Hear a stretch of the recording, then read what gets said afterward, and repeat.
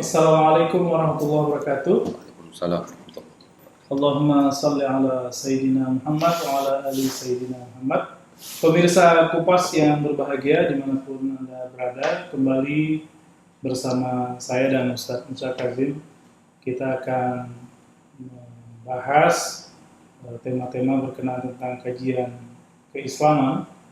Malam ini kita akan mencoba untuk membahas berkenaan tentang satu sosok pribadi yang cukup besar namanya di dalam dunia Islam, yang peran dan kepeloporannya tidak kurang dari berbagai orang atau tokoh yang juga kita kenal di dalam Islam, tapi mungkin kurang banyak dibicarakan, kurang banyak untuk diungkap di dalam berbagai forum dan tema-tema atau kajian-kajian yang sifatnya ilmiah maupun non ilmiah. Nah, malam ini kita akan coba mengingat nama besar ini. Tak lain adalah Sayyidah Fatimah Az-Zahra, putri Rasul atau putri kesayangan Rasulullah SAW, yang sebetulnya dalam pekan-pekan terakhir ini adalah merupakan ayam Fatimah atau hari-hari Fatimah, di mana di 20 Jumadil Akhir, kalau nggak salah, itu adalah hari milad beliau, dan dalam riwayat lain disebutkan juga tanggal 3 Jumadil Akhir itu sebagai tanggal wafat atau meninggal beliau.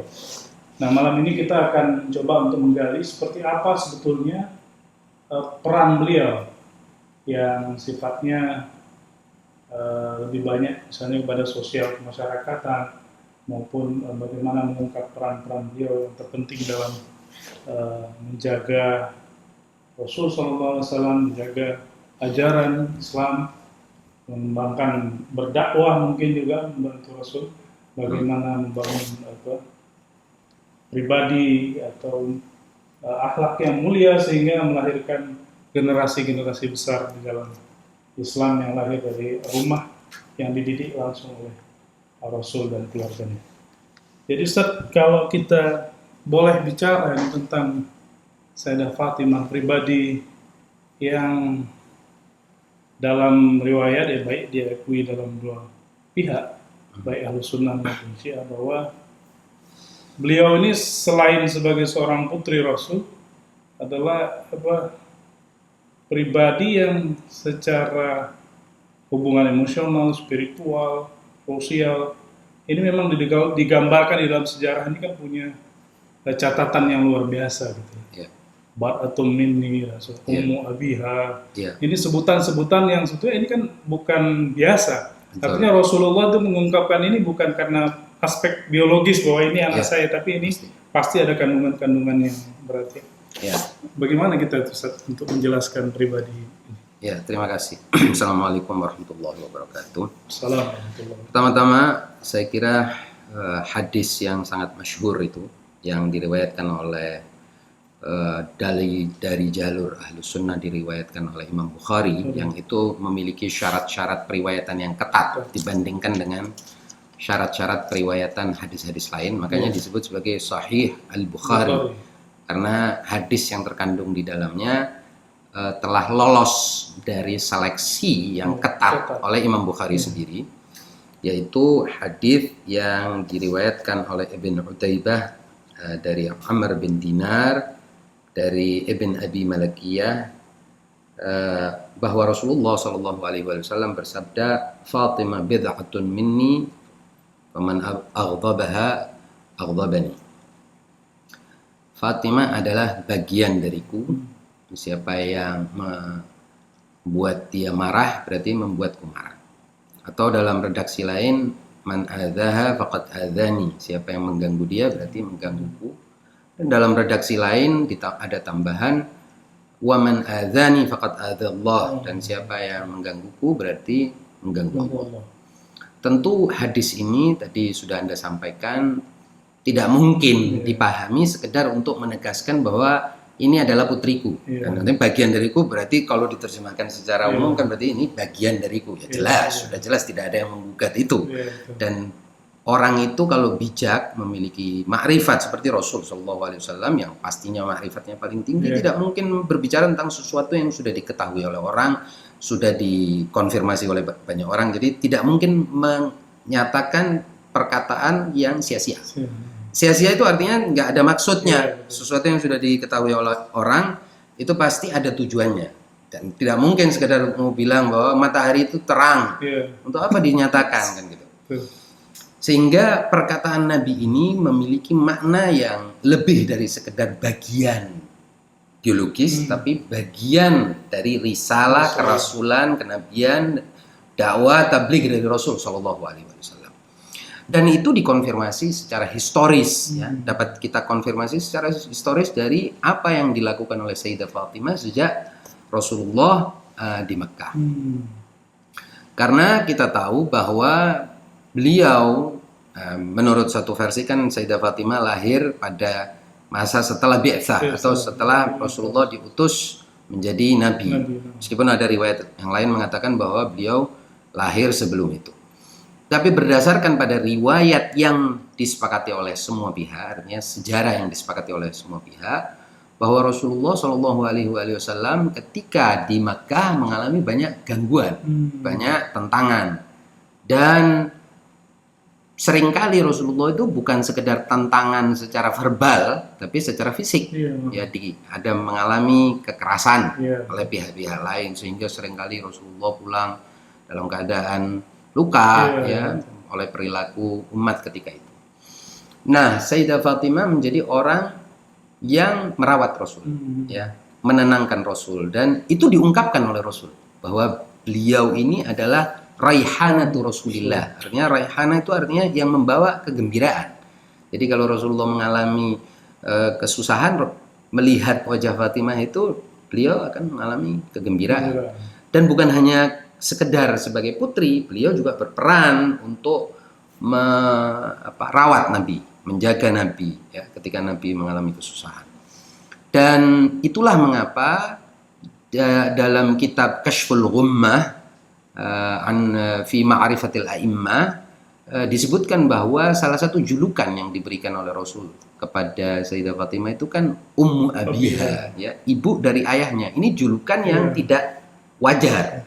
Jadi ini bukan sekedar penghormatan biasa, karena menghormati putri tidak harus mengangkat dia pada derajat ibu.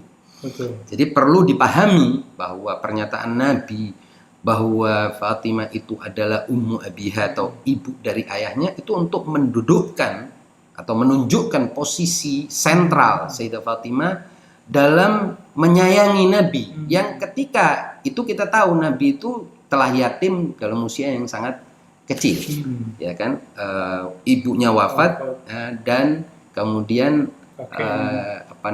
ibunya wafat dalam keadaan sakit itu, beliau masih usia belum 1 tahun gitu kan, atau tidak jauh dari usia yang sangat kecil, balita lah ya. Nah, karena itu Allah Subhanahu wa taala dalam Al-Qur'an menyebutkan tentang keyatiman Nabi ini dalam surat Wadduha, ya kan, alam yajidka yatiman fa'awa, ya kan, bukankah Allah telah menemukanmu dalam keadaan, mendapatimu dalam keadaan yatim, lalu Allah mengayominya, memeliharanya. Berarti bahwa iwa atau pengayoman, pemeliharaan itu dilakukan oleh figur-figur yang telah disebutkan dalam sejarah, mulai dari kakeknya, kemudian pamannya, kemudian Sayyidah Khadijah, kemudian siapa? Sayyidah Fatimah. Nah, dan itu ditegaskan oleh Nabi bahwa figur ibu dalam hidup beliau adalah Sayyidah Fatimah. Ini kedudukan yang tidak main-main. Oleh sebab itu para imam sendiri berargumen, ya, dengan julukan ini, bahwa bagaimana kalau seorang istri Nabi aja dianggap sebagai memiliki derajat sebagai ummul mukminin atau ibu bagi para mukminin, bagaimana dengan ibu dari Rasul, yaitu Sayyidul Mukminin, tuannya orang-orang yang beriman. Jadi bagaimana kedudukan dia? Kan tentu kedudukan yang tidak sederhana kan? Bagaimana menjadi ibu dari Rasul yang merupakan figur yang lebih utama dari seluruh kaum mukminin. Sebagaimana yang ditegaskan oleh Allah Subhanahu wa taala tentang kedudukan Iya. Nabi ini, jelas ya, kedudukan Nabi ditegaskan dalam surat Al-Ahzab ayat 6, An-nabiyyu aula bil mu'minina min anfusihim wa azwajuhu ummahatuhum. Nabi itu lebih utama bagi orang-orang mukmin dari diri mereka sendiri, dan istri-istrinya adalah ibu-ibu mereka. Ayat ini kan menegaskan bahwa Nabi memiliki keutamaan di sisi Allah daripada seluruh mukmin, daripada seluruh diri mukmin, jiwa orang mukmin, kan gitu. Lebih harusnya begitu. Nah, ini Nabi mengungkapkan bahwa Sayyidah Fatimah ini adalah ibunya ayahnya, yakni ibu dia. Nah, itu berarti kedudukannya lebih utama, dan itu dijadikan argumen oleh sebagian ulama untuk mengatakan bahwa Sayyidah Fatimah lebih utama daripada istri-istri Nabi yang lain. Nah, lalu yang tidak kalah pentingnya Pak Salman adalah bahwa dalam perjalanannya pun Sayyidah Fatimah juga menunjukkan itu dalam peran-peran sosial yang telah beliau jalankan, ya. Bagaimana beliau tadi itu mendukung Nabi secara emosional, secara praktis, secara dalam praktek keseharian.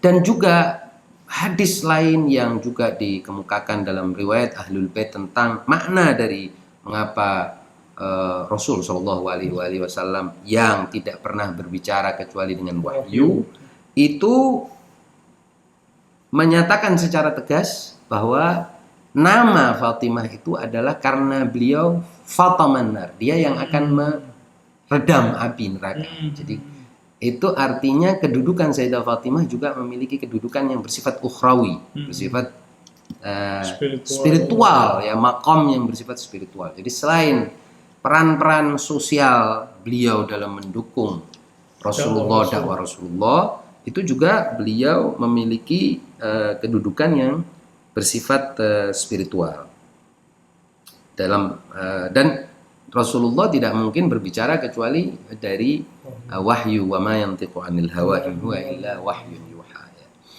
Nah, kemudian juga dalam prakteknya kemudian Nabi pun mengatakan bahwa kalau tidak ada Fatimah, Imam Ali tidak memiliki sepadannya.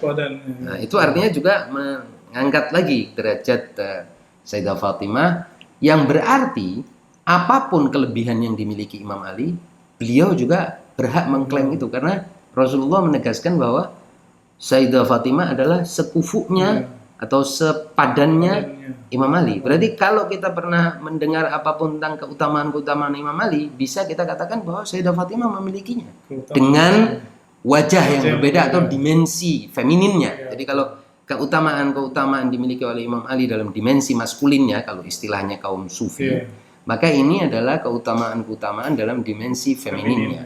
Tapi berhak untuk mengklaim bahwa saya juga punya keutamaan yang sama.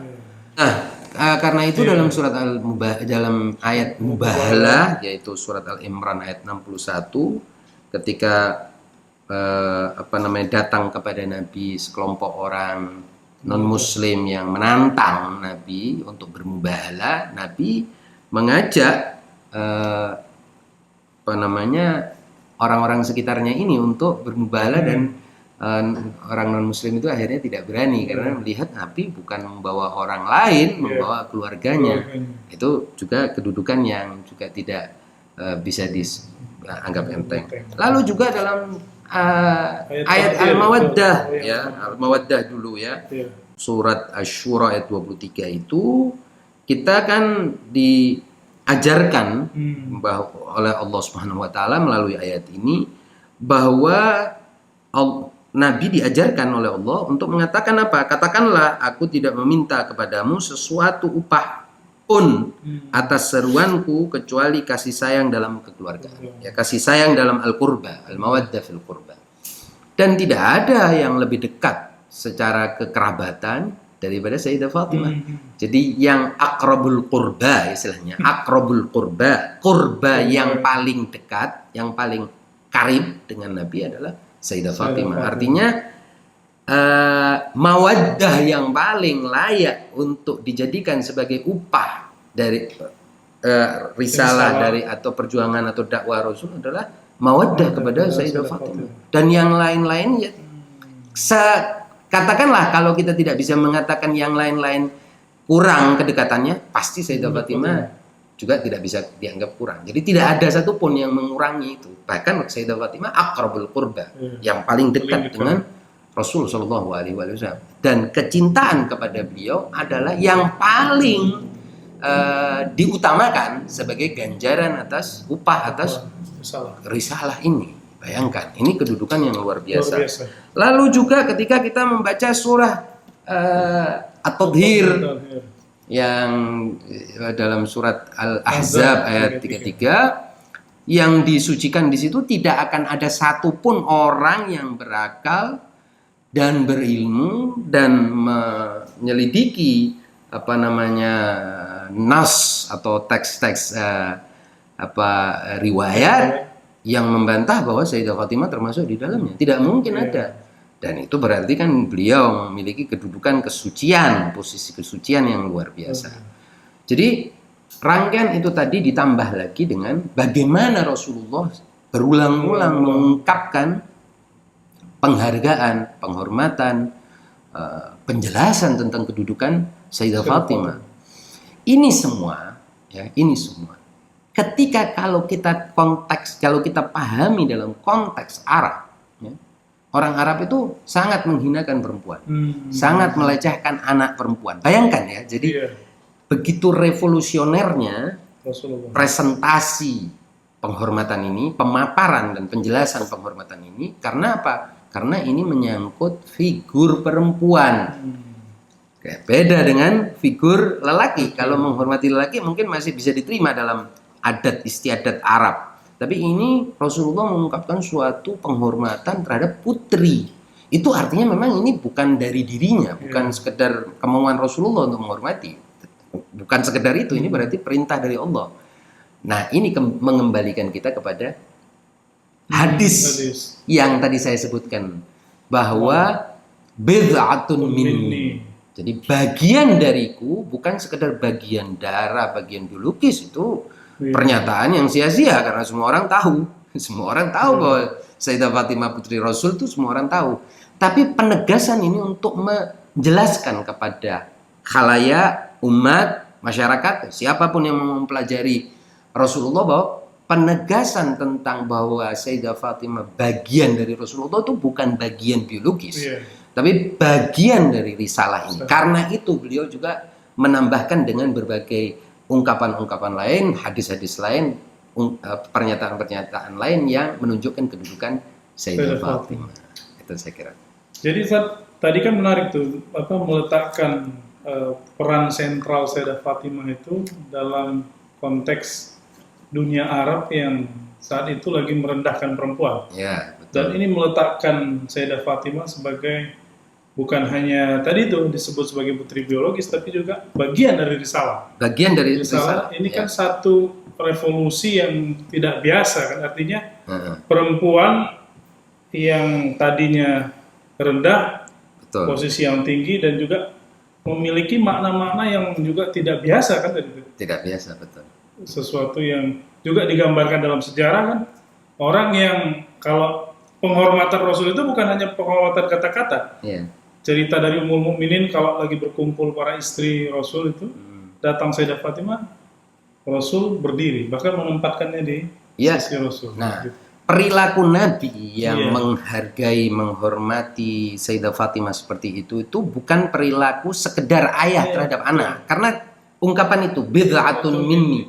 Dan tradisi Arab kan tidak begitu kan? Nah, tradisi Arab sangat tidak begitu. Makanya nanti kita akan ceritakan tentang Al-Kautsar, surat Al-Kautsar. Tapi kan pada umumnya orang Arab itu menghormati lelaki, bukan menghormati perempuan. Bahkan kita tahu tradisi Arab kalau ada anak perempuan dikubur kan, karena kehinaan, dan juga karena menganggap anak perempuan nggak bisa perang, nggak bisa menghasilkan uang, nggak bisa apa, untuk cuman sekedar beban yang akan menghancurkan keluarga atau membebani keluarga secara rezeki dan lain sebagainya. Meskipun Allah kemudian kutuk kan gitu, jangan sampai engkau takut khasyata imlak ya, karena takut miskin atau takut bangkrut.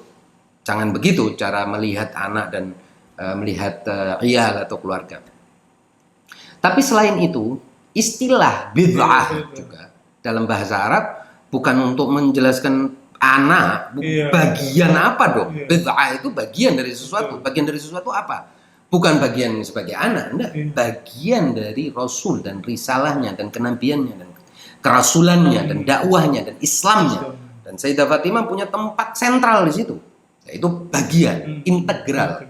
Dan ini penjelasan bid'ah dalam bahasa Arab tidak digunakan untuk anak. Jadi tidak wajar orang Arab mengatakan kalau untuk sekedar memberitahu ini anak terus bilang hadza bid'atum minni. Enggak seperti itu penjelasannya. Artinya penjelasan hadis ini yang kita tadi sudah sebutkan, hadis ini diriwayatkan secara sahih oleh Imam Bukhari dan juga dalam hadis-hadis dari jalur Ahlu Sunnah maupun dari jalur Ahlul Bait. Ini berarti apa? Bid'ah itu bagian dari sesuatu. Part of. Part of itu apa artinya? Artinya Rasulullah ingin mengatakan bahwa apa-apa yang hubunganku dengan Fatimah ini hubungan keagamaan. Kalau kita mau pakai bahasa, hubungan wahyani, hubungan yang bernilai kewahyuan. Artinya Allah yang menempatkannya. Dan itu istilah di dalam Al-Quran berulang-ulang, istilah istafa. Istafa itu artinya memilih.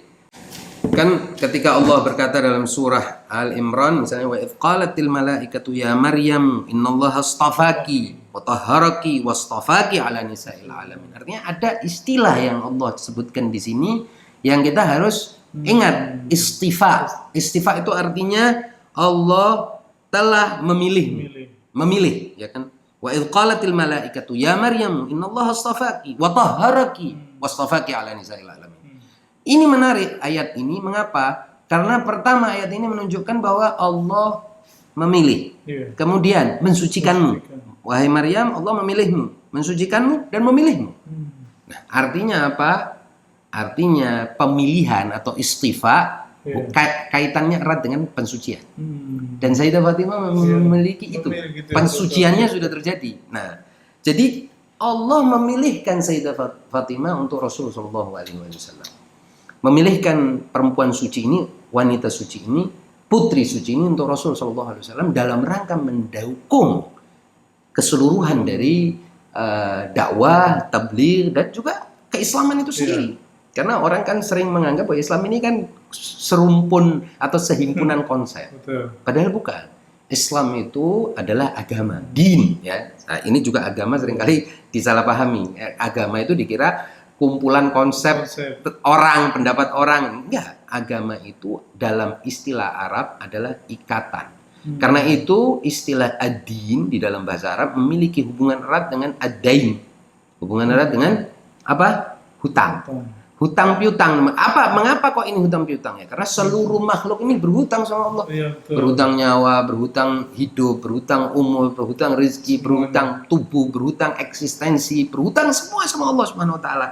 Nah, itulah mengapa kata ad-din juga di dalam bahasa Arab berarti apa? Pembalasan. Ya, artinya balasannya dari hutang itu apa? Bayarannya apa dong? Maliki yaumiddin. Iyyaka na'budu wa iyyaka nasta'in. Itu maliki yaumiddin apa? Artinya pemilik hari pembalasan. Kenapa disebut ad-din di situ? Maliki yaumiddin. Kenapa disebut ad-din?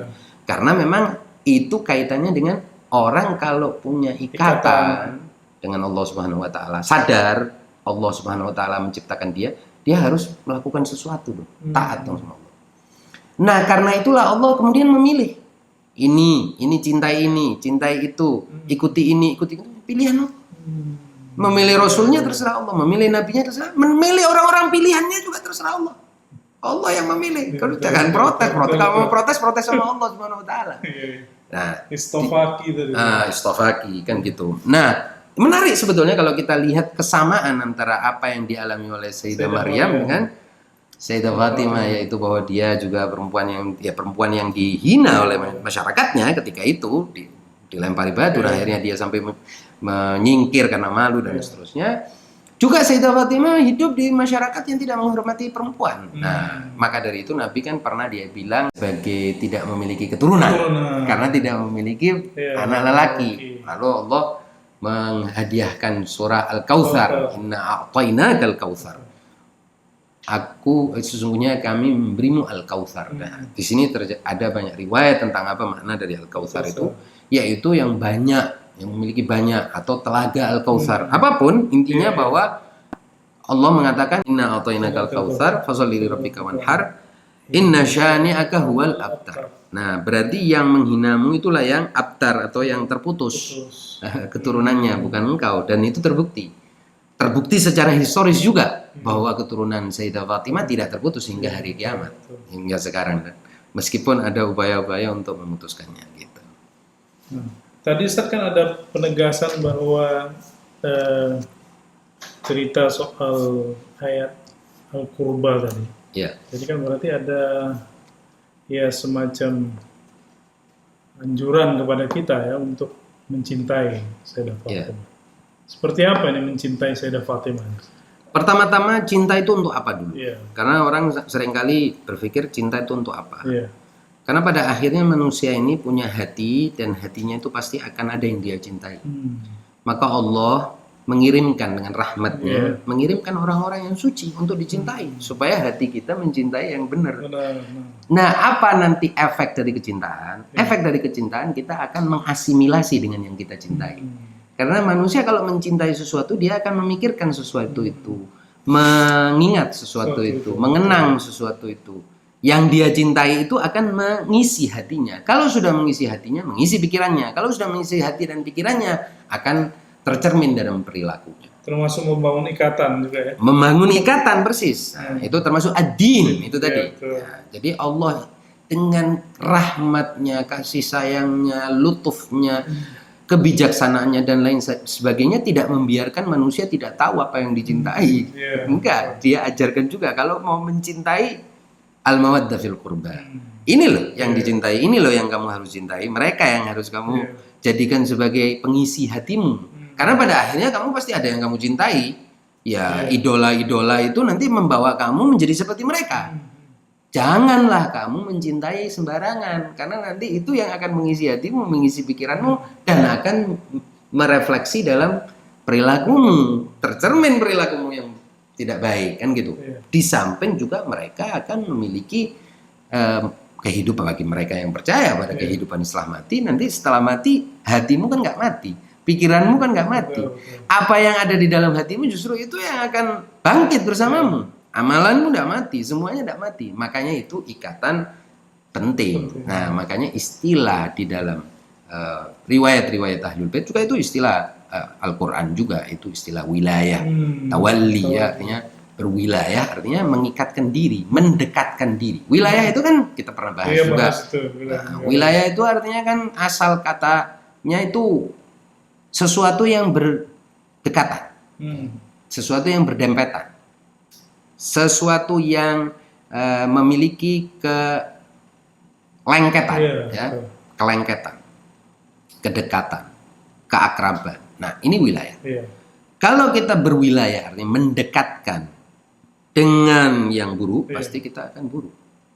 Karena itulah yang akan mengisi perilaku kita, pikiran kita, hati kita, ucapan kita dan semuanya. Dan pada akhirnya kalau kita mau secara filosofis itu ada argumentasi tentang al-harakah al-jawariyah, yaitu gerakan transubstansial manusia, bahwa jiwa manusia itu kalau diisi oleh cinta objek-objek tertentu, di jiwanya akan mengarah bertransformasi menuju objek-objek itu.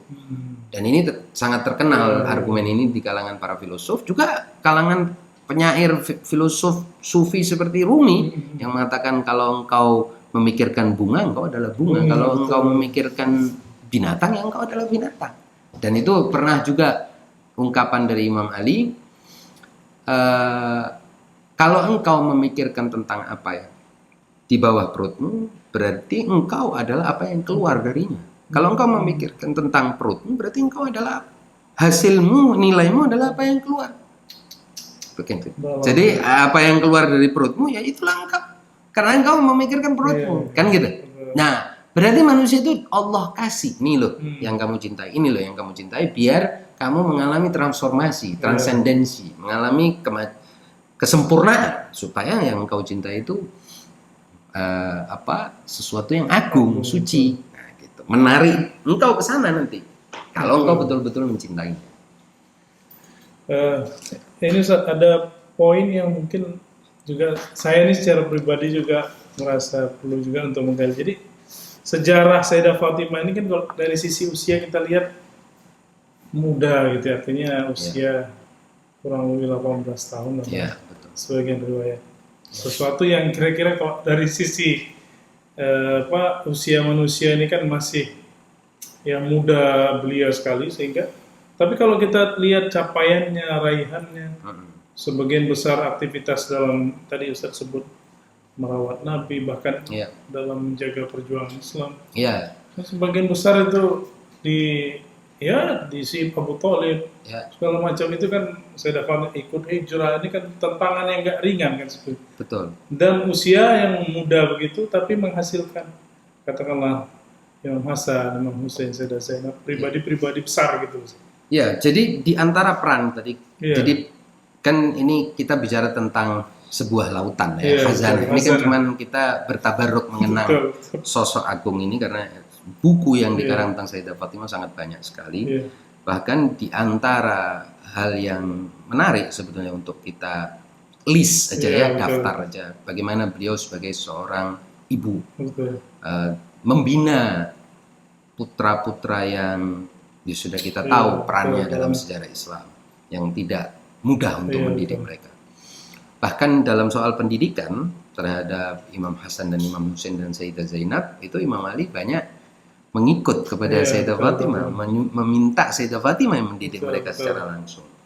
Dan itulah mengapa Imam Ali itu tidak menikah pada saat Sayyidah Fatimah Fatimah masih hidup. Itu karena sebagai sebuah penghormatan terhadap sosok agung ini Iya. tadi. Dan pendidikan anak-anak dan putra-putri ini di tangan Sayyidah Fatimah. Kemudian juga Sayyidah Fatimah bukan hanya itu, Sayyidah Fatimah itu juga periwayat hadis Iya, ya, dan juga dikenal dalam tradisi Syiah yang sayangnya secara keji Iya. dianggap sebagai tahrif ya, Hmm. kepercayaan tahrif oleh sebagian orang yang menurut saya tidak mengenal Iya. khazanah keislaman, yaitu bahwa Sayyidah Fatimah juga memiliki mushaf Fatimah yang isinya adalah semua wahyu yang turun dalam Al-Quran, tapi dengan catatan-catatan tafsir yang langsung penjelasan dari Rasulullah kepada beliau. Bayangkan, Iya, jadi betul, di mana ayat ini turun, apa maksud dari turunnya ayat ini, kapan turunnya, itu semuanya tercantum di dalam mushaf Fatimah Fatimah. yang oleh para imam Ahlul Bait itu dijadikan sebagai sumber informasi dan ilmu. Jadi mereka tuh belajar, semua imam Ahlul Bait itu belajar di mushaf Fatimah ini untuk menjelaskan kepada khalayak, kepada umat. Nah, itu termasuk nubuat-nubuat semua ada di situ, termasuk tafsir, penjelasan tentang setiap ayat. Ya, karena Al-Qur'an ini kan panjang ya, Al-Qur'an ini kan isinya ribuan ayat. Satu ayatnya bisa banyak penjelasan dan itu semuanya dimiliki oleh Sayyidah Fatimah dalam usianya yang sangat muda tadi itu, yang usia pendek secara temporer ya, secara waktu pendek tapi terisi dengan sempurna. Kemudian sebagai suami, sebagai istri kepada suaminya, peran beliau menjaga Imam Ali dalam berbagai momen-momen kritis ya. Kemudian bagaimana ketika Rasulullah wafat, beliau terguncang begitu hebat.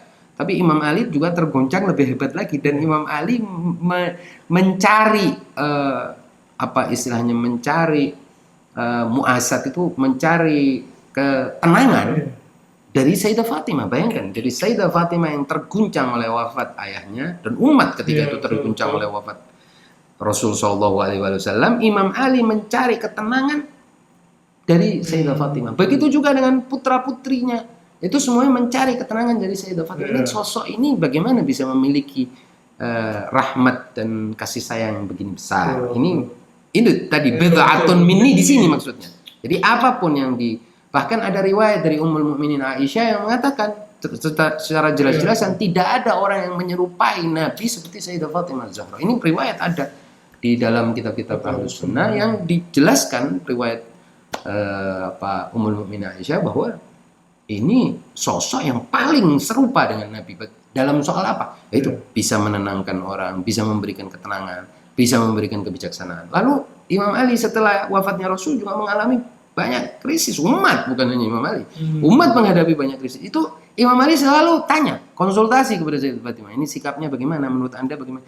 Ini bagaimana sebaiknya saya melakukan ini? Sampai Sayyidah Fatimah sendiri juga memiliki khutbah yang panjang lebar menjelaskan tentang mulai dari apa maksud dari tauhid, apa itu maksudnya pengutusan Rasul, apa maksudnya turunnya Al-Quran, apa maksudnya sholat, apa maksudnya puasa, apa maksudnya zakat, apa maksudnya haji.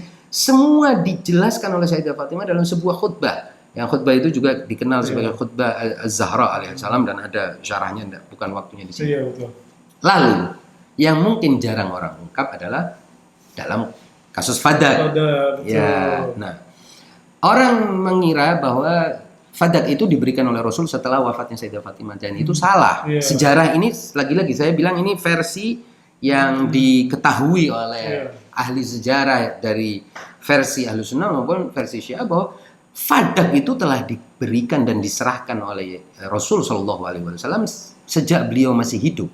Dan Fadak dalam pengelolaan Sayyidah Fatimah menjadi sumber pendapatan pemerintahan Rasul Shallallahu Alaihi Wasallam di Madinah untuk membiayai pendidikan, membiayai keluarga Bani Hashim, untuk membiayai peperangan, untuk membiayai pertahanan, untuk membiayai keamanan, untuk membiayai pegawai-pegawai ini, semuanya dari Fadak. Dan Fadak itu terjadi ketika Bani Nadir yang ketika itu kabur dari daerah Fadak, yaitu dari daerah Taif sekarang, kabur pergi ke Khaybar. Nah ini kemudian di dalam Al-Quran itu disebutkan pengelolaan Fadak itu telah diberikan Rasulullah SAW di masa hidup Rasul SAW untuk menjadi sumber pendapatan pemerintahan Rasul, yaitu sebagaimana yang diriwayatkan oleh Jalaluddin As-Suyuti dalam tafsir surat Al-Isra ayat 26. Wa ati dzal qurba haqqahu, dan berikanlah kepada keluarga-keluarga yang dekat haknya, hak Fadak ini. Nah, yang jelas bahwa bagaimana peran Sayyidah Fatimah juga mendukung, berarti bukan sekedar dukungan ketika beliau masih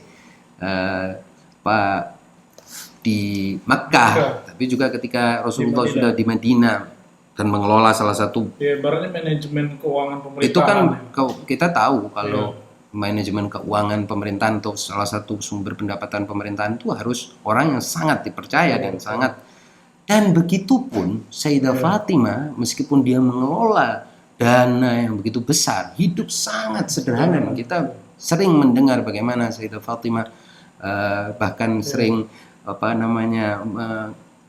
kadang-kadang tidak ada makanan, dia cuman mengolah gandum yang sangat kering, kemudian memberikan itu, dan surah Al-Insan yang berbicara tentang bagaimana keluarga ini memberikan makanan terhadap orang miskin padahal dia dalam keadaan puasa. Kemudian datang orang miskin diberikan makanan, datang tawanan diberikan makanan, dan semuanya itu menunjukkan bahwa pengelolaan dana yang sangat sensitif dilakukan itu untuk menunjukkan juga kemampuan Sayyidah Fatimah. Selain tadi itu karya-karya beliau, hadis-hadis beliau, dan bagaimana hampir semua imam menunjukkan kedudukan Sayyidah Fatimah ini, kedudukan yang khas dan istimewa dan utama, yang hanya bisa disandingkan dengan Imam Ali bin Abi Thalib. Jadi kalau Fadak itu kalau boleh kita gambarkan itu semacam apa? Lahan perkebunan yang luas ya, perkebunan kurma ya? Perkebunan ya, yang hasilnya ketika itu adalah yang terbaik di seluruh tanah Arabia. Ya, kita tahu Taif itu adalah daerah yang subur. Fadak ini daerah yang paling subur dari Taif, yang itu menghasilkan pendapatan bagi pemerintahan Rasul dan sumber anggaran, ya. Dan karena kita tahu ya Bani Hashim itu kan tidak bisa menerima zakat ya, berarti Bani Hashim itu semua ditanggung dari uang ini. Kemudian kegiatan-kegiatan program-program pemerintahan pada umumnya itu dibiayai oleh Fadak ini. Ya. Tadi Ustaz kan menyinggung juga soal bagaimana kebiasaan atau ya ibaratnya sikap sosial lah ya Sayyidah Fatimah itu. orang miskin yang datang. Kan Ya. banyak cerita-cerita, Ya. cerita kalung yang Betul. itu diberikan kepada orang miskin kembali lagi. Terus tadi cerita soal ayat al-insan. Ya. Kelihatannya apa ada seperti apa itu ya sikap di mana kelihatannya ya itu kan menurun seperti halnya Imam Ali, Imam Hasan misalnya kan Mm-mm. derma kepada orang atau juga Betul. mungkin Sayyidah Khadijah, ibu Sayyidah Fatimah yang juga memberikan semua hartanya kan itu sesuatu yang kelihatannya tidak ringan. Itu artinya ini orang pribadi-pribadi ini dilatih untuk Ya. hubungan kepada harta, hubungan ini. Iya, itu mengapa tadi saya bilang bahwa Islam ini turun sebagai wahyu Iya. kepada Rasul Shallallahu Alaihi Wasallam. Dia sebagai wahyu kan harus ada hujjah penjasadan, hujjah jasadiyahnya. Iya. Jadi jangan sampai wahyu ini cuma sumber orang berpikir, spekulasi, tafsir Iya, ini. betul. Wahyu ini mesti punya sosok-sosok yang menghadirkan wahyu itu dalam kehidupan, yaitu Rasul Shallallahu Alaihi Wasallam sebagai yang paling agung, kemudian putrinya, menantunya, Iya. dan anak cucunya yang harus menjadi ini loh Islam ya, ini Islam yang berjalan contohnya dan ini. ya the living Islam. Living Islam. Itu ya semuanya. Makanya tadi surat Al-Insan Iya. bicara tentang bagaimana dalam keadaan lapar, dia dalam keadaan puasa, tidak ada datang yatim, diberi, hari berikutnya miskin, diberi, hari berikutnya tawanan, diberi juga 3 hari berturut-turut tanpa makan, sehingga mereka semua dibiasakan untuk lapar. Dan ini kan artinya ini loh Islam, ini loh ikatan dengan Allah itu seperti ini. Seperti gini, bukan cuman konsep berbicara sana wacana loh. Itu kan Dan kami tidak ingin tidak ingin mendapatkan ucapan terima kasih. dan tidak itu sesuatu. kan artinya tidak ada kalau cuman sekedar, tidak ada artinya agama ini kalau atau wahyu ini cuman sekedar ucapan-ucapan dan firman-firman kan, ini akhirnya semua orang bisa ngeklaim saya juga ngerti, saya juga bisa kan gitu. Betul. Penjasadannya bagaimana? Pernyataannya dalam hidup bagaimana? Perilakunya bagaimana? Teladannya bagaimana? Itulah mengapa mereka disebut sebagai hujjah. Hujjah artinya mereka ini loh, begini loh cara berislam, cara beragama, cara membayar hutang kepada Allah, cara orang mengikatkan diri kepada Allah, menyadari kehadiran Allah, begini caranya. Itu harus seperti itu. Terakhir Ustaz, mungkin kalau ini ada yang juga mungkin dikenal juga di kalangan Ahlus Sunnah bahwa ada penyebutan bahwa Sayyidah Fatimah itu sebagai Sayyidatun Nisa'il Alamin gitu. Ya, itu berdasarkan pada riwayat. Dalam hadis yang diriwayatkan dalam Fathul Bari fi Syarhil Bukhari disebutkan bahwa Rasulullah pernah mengatakan jelas anti Sayyidatu Nisa'i Ahlil Jannah gitu. Engkau adalah perempuan penghulu atau pemimpin perempuan surga. Kemudian juga di situ disebutkan juga dalam hadis yang panjang itu tentang bagaimana kedudukan Sayyidah Fatimah di hadapan di sisi Allah Subhanahu wa taala. Yang itu artinya menunjukkan bahwa Sayyidah Fatimah memang Sayyidatun Nisa'il Alamin karena bukan hanya di dunia, tapi juga di akhirat, dan terutama sebetulnya kan yang hakikat itu di akhirat kan gitu. Sayyidatu Nisa'i Ahlil Jannah. Syukran Ustaz, terima kasih banyak atas penjelasan tentang sosok pribadi Agung Sayyidah Fatimah Zahra. Insyaallah kita akan bertemu kembali dalam episode-episode mendatang yang akan membahas lebih jauh tentang pribadi-pribadi Agung dan terutama yang banyak memberikan kontribusi besar dalam perjuangan dan kejayaan Islam di kaum muslimin. Lebih kurang mohon maaf. Wassalamualaikum warahmatullahi wabarakatuh.